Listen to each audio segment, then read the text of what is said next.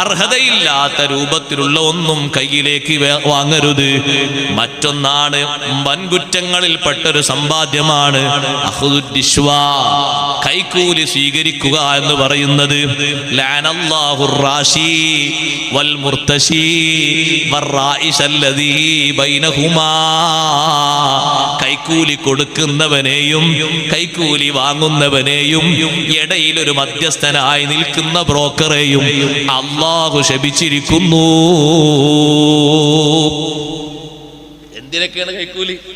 ഞാൻ നീട്ടിപ്പരത്തി പറയാൻ എനിക്ക് സമയം പോരാ. എന്തിനൊക്കെയാണ് കൈക്കൂലി? വിനിയോഗത്തിന്റെ കുറച്ചുകൂടി കാര്യം പറയാണ്ട്, അതുകൊണ്ടാണ് സമ്പാദനം പെട്ടെന്ന് പറഞ്ഞിരിക്കുന്നത്. എന്തിനൊക്കെയാ സഹോദരങ്ങളെ കൈക്കൂലി? അർഹതയില്ലാത്ത ഒന്ന് നേടിയെടുക്കുന്നതിന് വേണ്ടി കൊടുക്കുന്ന കൂലിക്കാണ് കൈക്കൂലി എന്ന് പറയാം. മനസ്സിലായില്ല? എന്നാ ഉദാഹരണം പറഞ്ഞാൽ വേഗം മനസ്സിലായി. നിങ്ങളെ മകനെ ഗൾഫിലൊരു ശരിക്കും ശ്രദ്ധിച്ചോ, ഗൾഫിലൊരു ഉന്നതമായ ജോലി വന്നിട്ടു. മോൻ അതിന് പറഞ്ഞാക്കാൻ പോവുകയാണ്. മോൻ എത്ര വയസ്സായി? മോനൊരു 10-22 വയസ്സായി, അല്ലെങ്കിൽ 24 വയസ്സായി. പക്ഷെ ആ ജോലിക്കൊരു നിബന്ധന ഉണ്ട്, ഡിഗ്രി പാസ്സാണ്. ഇയാൾ ഡിഗ്രി ഒന്നും എഴുതിയിട്ടില്ല, അയാളാകെ SSLC കഴിഞ്ഞിട്ടുള്ളൂ. പിന്നെ ആൾ നാട്ടിലൊരോ തൊഴിലിനൊക്കെ പോയതാണ്. പഠിച്ചോനെ, എൻ്റെ മോൻ ആ ജോലി കിട്ടണല്ലോ. ഡിഗ്രി പഠിച്ചാൽ അതിന്റെ പേപ്പർ വാങ്ങി. മനസ്സിലാണ്ട? ഡിഗ്രി പഠിക്കാതെ പേപ്പറുകാരൻ ഡിഗ്രി എങ്ങനെ പേപ്പർ വാങ്ങി? ഉണ്ടാക്കുന്ന ആൾക്ക് കൈക്കൂലി കൊടുത്തു.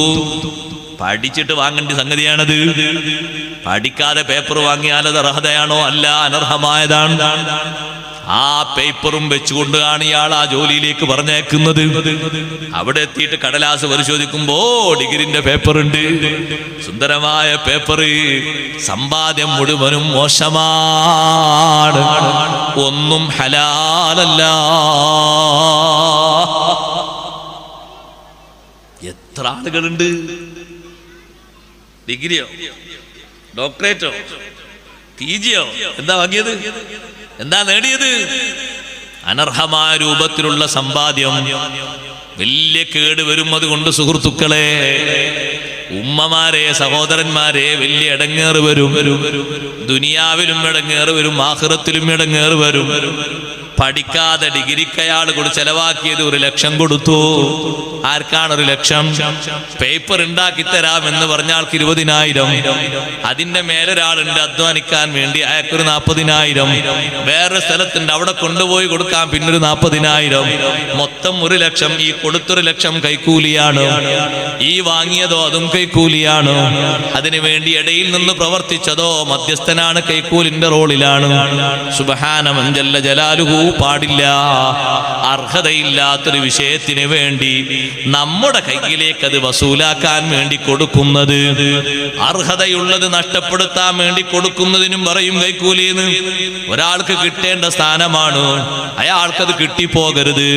അയാളിൽ നിന്ന് വേറൊരാൾക്കത് മാറിപ്പോകണം. അതിനു വേണ്ടി ഒരാൾക്ക് കൊടുത്തിട്ട് സ്വാധീനിക്കുന്നു. ഇപ്പൊ വന്ന് അപേക്ഷിച്ച ആള് അർഹനായ ആളാണ്, അധ്വാനിച്ച് ശരിയായ നിലക്ക് കിട്ടാൻ സാധ്യതയുള്ള ആളാണ്.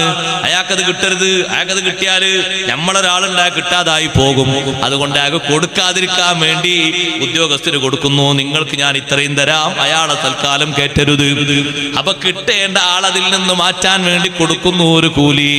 ഇതിന്റെ പേരും കൈക്കൂലിയാണ്. നഊദുബില്ലാഹ്. എത്രയാണ് ഈ രൂപത്തിൽ വർദ്ധിക്കുന്നത്? അനർഹമായ രൂപത്തിലുള്ള സമ്പാദ്യം വലിയ കേടുവരുത്തും. നല്ലോണം ശ്രദ്ധിക്കണം. വിദേശത്ത് ജോലി ചെയ്യുന്ന എന്റെ ശബ്ദം ശ്രവിക്കുന്ന സുഹൃത്തുക്കളോട് ഞാൻ പറയട്ടെ, ഒരൊറ്റ രൂപ പോലും അർഹതയില്ലാത്ത രൂപത്തിൽ സമ്പാദിക്കരുത്. എത്രയാണ് അതിന്റെ ഗൗരവം എന്നറിയുമോ? അഷ്റഫുൽ ഖൽഖ് മുഹമ്മദുർ റസൂലുള്ളാഹി സ്വല്ലല്ലാഹു അലൈഹി വസല്ലം തങ്ങൾ സകാത്തിന്റെ വിഹിതം സ്വീകരിക്കാൻ വേണ്ടി ഒരു സഹാബിനെ പറഞ്ഞയച്ചു. ആ സഹാബി തിരിച്ചു വരുമ്പോ സകാത്തിന്റെ വിഹിതം എന്ന് പറയുന്ന വിഹിതം ഏൽപ്പിച്ചിട്ട് പിന്നെ ഒരു 2-3 ആടും ഒട്ടകങ്ങളും അയാൾ തെളിച്ചു കൊണ്ടുപോകുമ്പോ തങ്ങൾ ചോദിച്ചു, അതേതാണ്? ആ ഒട്ടകം ഏതാണ്? ആ ആടുകൾ ഏതാണ്? അതെനിക്ക് ജനങ്ങൾ തന്നതാന്ന് പറഞ്ഞു. നബി സല്ലല്ലാഹു അലൈഹി വസല്ലം തങ്ങൾ പറഞ്ഞു, അദ്ദേഹത്തിന് വീട്ടിലൊന്ന് ഇരുന്നൂടായിരുന്നില്ലേ?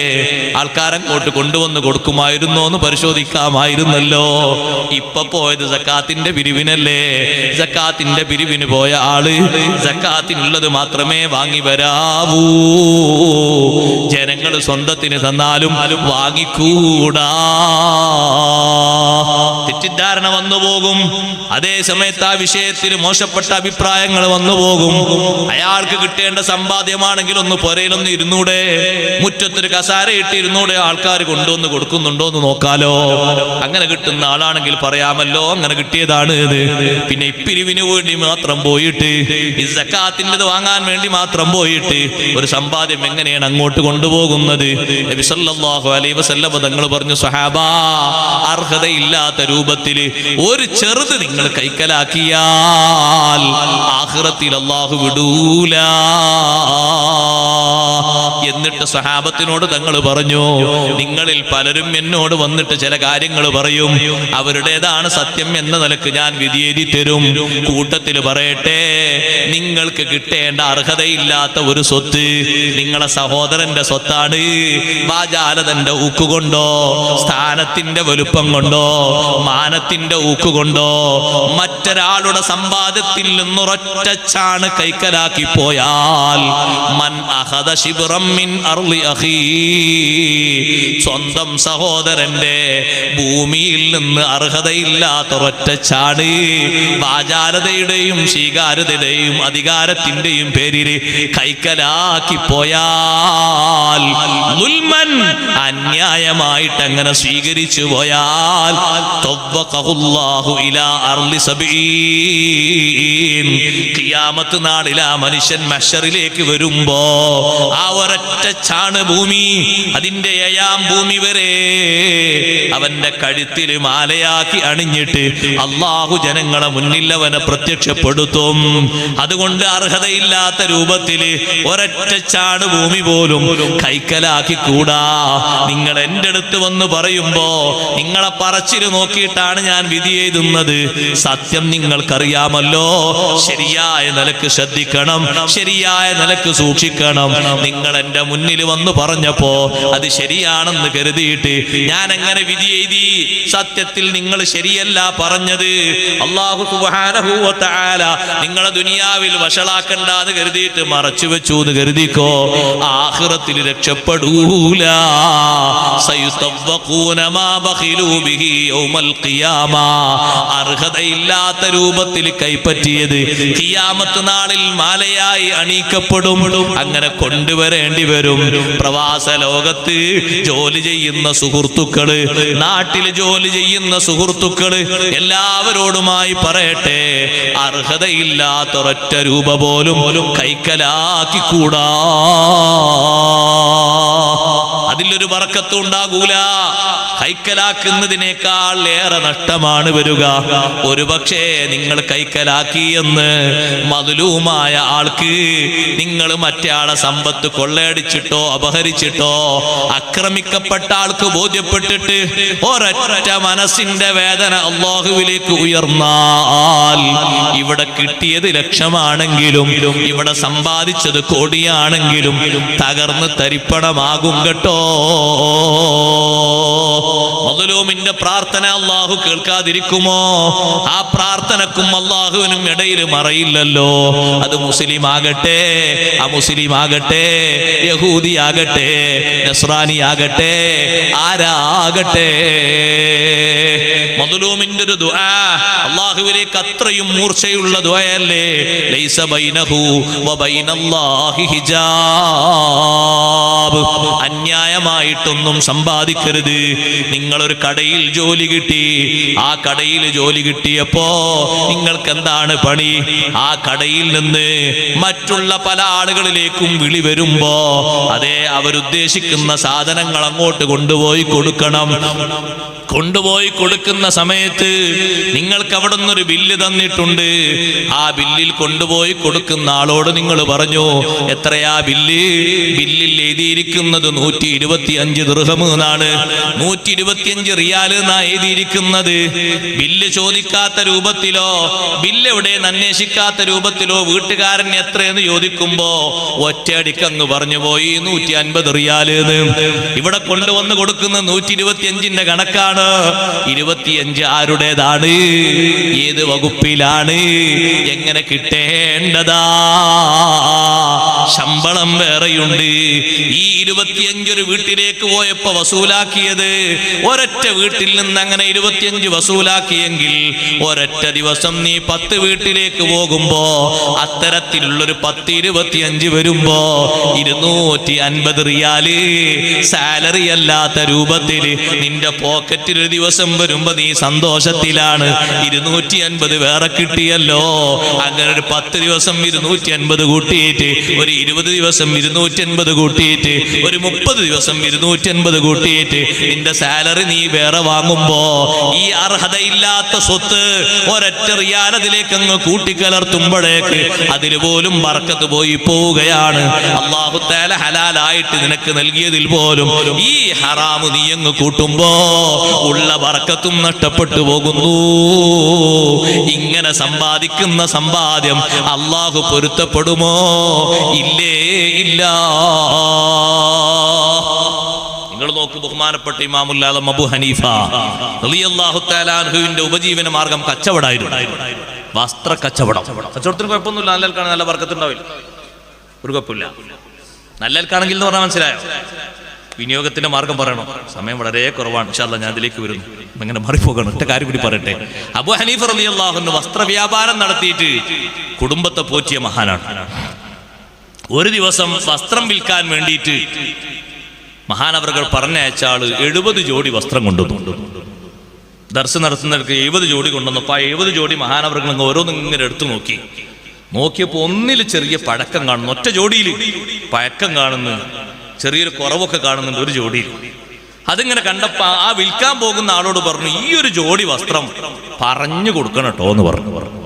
വാങ്ങുന്ന ആൾക്ക് പറഞ്ഞു കൊടുക്കണം, ഇതിൽ ഇങ്ങനെയും കുഴപ്പമുണ്ട്, നമുക്ക് പറ്റുമെങ്കിൽ വാങ്ങിയാൽ മതി, അല്ലെങ്കിൽ വാങ്ങണ്ട എന്ന് പറഞ്ഞു കൊടുക്കണം. വിൽപ്പനക്കാരനോട് പറഞ്ഞു. വിൽപ്പനക്കാരൻ മാത്രമല്ലല്ലോ, വാങ്ങുന്ന ആളും നോക്കൂലേ. ഒരൊറ്റ തുണി വാങ്ങുന്ന ആൾ എത്ര തുണി വലിച്ചിടും വാങ്ങാൻ? സ്വാഭാവികല്ലേ. നമ്മളിപ്പോ ഒരു ഷർട്ട് പീസ് ആണെങ്കിൽ ഒരു ഷർട്ട് പീസ് നോക്കിയിട്ട് മതിയാക്കോ? ഇല്ലല്ല, ഒരു 10-25 നമ്മൾ നോക്കും, ഇങ്ങനെ മാറി മാറി നോക്കും, നമുക്ക് പറ്റിയത് നമ്മൾ എടുക്കും. അങ്ങനെയല്ലേ സാധാരണ ചെയ്യാറുള്ളത്. വാങ്ങുന്ന ആരും നോക്കൂലേ. പക്ഷെ അബൂ ഹനീഫ റളിയല്ലാഹു അൻഹു പറഞ്ഞു, നീ ഇത് പറഞ്ഞു വെക്കണം. ഈ ഒരു ജോഡിക്ക് ചെറിയ പഴക്കം തോന്നുന്നുണ്ട്, കേടായിട്ടൊന്നുമില്ല, ഉപയോഗിക്കാൻ പറ്റും, പഴക്കം തോന്നുന്നുണ്ട്, അതുകൊണ്ട് പറഞ്ഞു വെക്കണം. ബാക്കി 69 ജോഡി വസ്ത്രത്തിന് കുഴപ്പമില്ല. അദ്ദേഹം വസ്ത്രം ഫുള്ള് വിറ്റു. 70 ജോഡിയും വിറ്റു. വിറ്റിട്ട് എത്ര കിട്ടി ലാഭം? 30,000 ദിർഹം.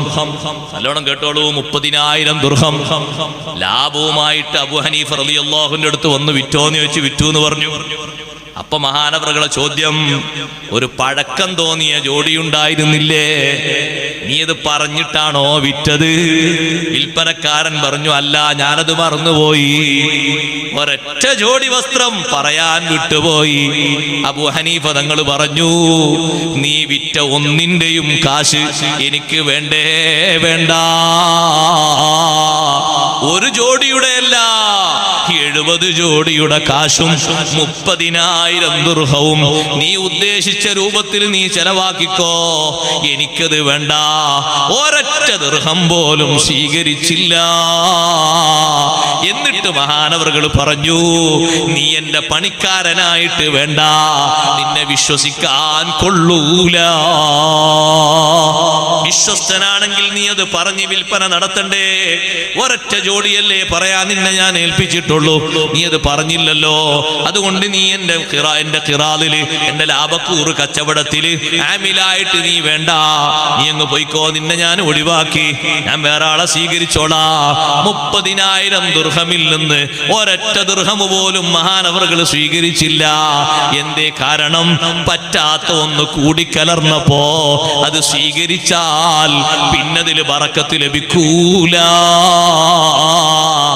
അനർഹമായ രൂപത്തിൽ 1 റിയാലോ 2 റിയാലോ പോക്കറ്റിലാക്കിയിട്ട് മാസം 2000 റിയാൽ ഹലാലായ രൂപത്തിൽ ശമ്പളം പറ്റുമ്പോ അനർഹമായ രൂപത്തിൽ പോക്കറ്റിലാക്കിയ 2 റിയാൽ കൊണ്ട് നിന്റെ 2000-ന്റെ ബറക്കത്തും പോയി, 10,000-ന്റെ ബറക്കത്തും പോയി.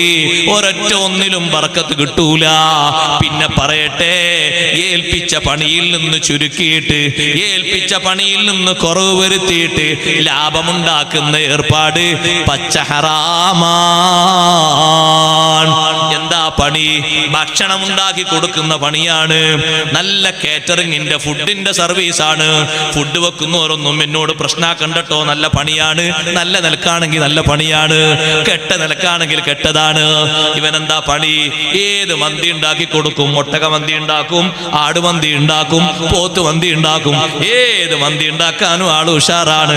അപ്പൊ ഒരു അറബിയത അവനെ സമീപിച്ചിട്ട് പറയുന്നു, എന്റെ മോന്റെ കല്യാണമാണ്, ഒരു 25 ആടിനെ കൊണ്ടുവന്നു തരാം, അതിനുള്ള റൈസും മന്തിയുടെ റൈസും കൊണ്ടുവരാം, നല്ലൊരു മന്തി നീ ഉണ്ടാക്കി തരണം. സുബ്ഹാനല്ലാഹ്, അവൻ പിറ്റത്തെ ദിവസമാകുമ്പോഴേക്ക് മന്തി റെഡിയാക്കി 25-ന്റെ ബില്ലും കൊടുത്തു. 20 ആടേ വെട്ടി ശരിയാക്കിയിട്ടുള്ളൂ, 5 എണ്ണം മാറ്റി വെച്ചു. മറിച്ച് വിൽപ്പന നടത്താനാണ്, മന്തി ഉണ്ടാക്കാനാണ്. 25-നുള്ള റൈസിന് 20 ആടിനെ മന്തിയാക്കി കൊടുത്തിട്ട് 25-ന്റെ കാശ് വാങ്ങിയത് തെറ്റ്, 5 എണ്ണം പൊക്കിയത് തെറ്റ്, 25 എന്ന് പറഞ്ഞത് തെറ്റ്. എന്തെല്ലാം തെറ്റാണ് സഹോദരങ്ങളെ! സമ്പാദനം തീരെ ശരിയല്ല.